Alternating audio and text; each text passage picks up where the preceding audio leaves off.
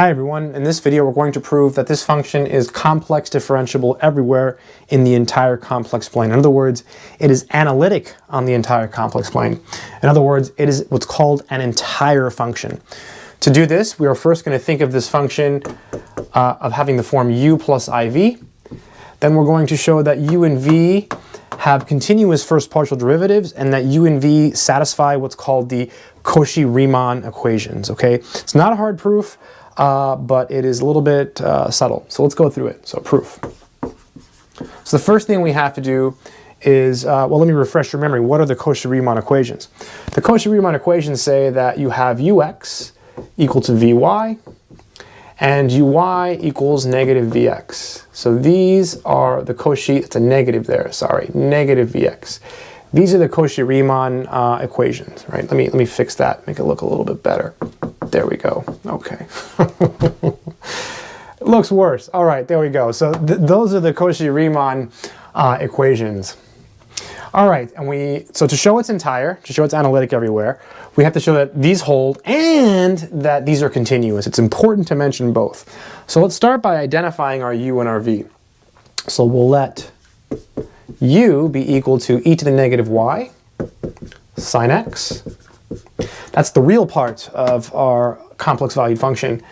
And v be equal to, so v is going to have the negative, right? Notice there's a plus here. That's really important. So it's negative e to the negative y cosine x, right? It doesn't include the I, right? It's just the part without the I. And it's important to include the negative. All right, let's compute the partials here. So let's do that next. So then, let's look at ux. So ux is the partial with respect to x. So we're treating e to the negative y as a constant. So this derivative is cosine. This will be e to the negative y cosine x. All right, let's do vy. So it should be the same if this is going to work. So vy, this is the partial of this with respect to y. So the derivative of e to the y is e to the y, but here it's e to the negative y times the derivative of the inside function. So we're going to get a negative 1 there. And negative is positive, so we'll just get e to the negative y, and then the cosine x is a constant.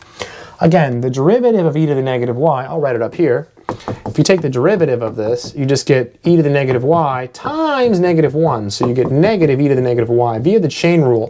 But you already have a negative, so it becomes positive, and this is a constant because you are differentiating with respect to y. Let's look at uy. Uy, in this case, would be, so we're taking this derivative here. So again, chain rule, it's going to give us negative e to the negative y, and this is a constant. So negative e to the negative y. And finally, last but not least, let's look at vx, right? Vx. V sub x, so the derivative of cosine is negative sine. This is a constant, so negative and negative is positive. So this is e to the negative y sine x. Okay, so now we need to mention something about the partials. Notice that they're all continuous, right? This is continuous, this is continuous. A product of continuous functions is continuous, therefore it's continuous. So they're all products of continuous functions, so they're all continuous, right? So we took the derivatives.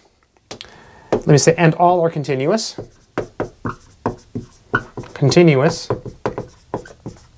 Everywhere, right? They're continuous everywhere, right? We're trying to prove that this function is differentiable everywhere in the complex plane. It's important to say this, right? Sometimes you get problems that you do like this, and there are places where there is a loss of continuity, and that will actually result in a loss of differentiability. So it's extremely important to be precise.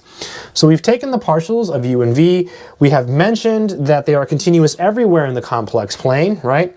So now we just have to say that the Cauchy-Riemann equations hold everywhere in the complex plane. Let's verify it. Also, the CR equations hold. I'll just say they hold. I haven't checked yet, right? But I'm assuming it's going to work. Since hold everywhere. Let me say it's important to say they hold everywhere. Since everywhere in the complex plane. Since let's see. So ux is equal to this. I'm going to write it.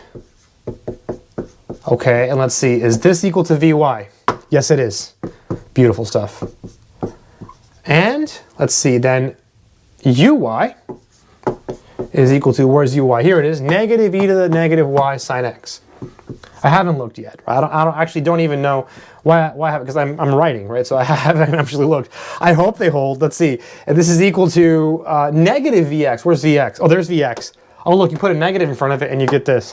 Ha, it's beautiful, right? It's that, oh, it worked moment. You know what I mean? I have not done this problem until now. So they are continuous everywhere. The CR equations hold everywhere. So thus, f is complex differentiable everywhere. In other words, it's analytic on the entire complex plane. In other words, it's entire. Thus f is entire. And that completes the proof, rather completes the proof. So I hope someone out there in the world has found this video somewhat helpful. If you're working on this stuff, you know, good luck to you. Keep working on it. It's pretty exciting. Take care.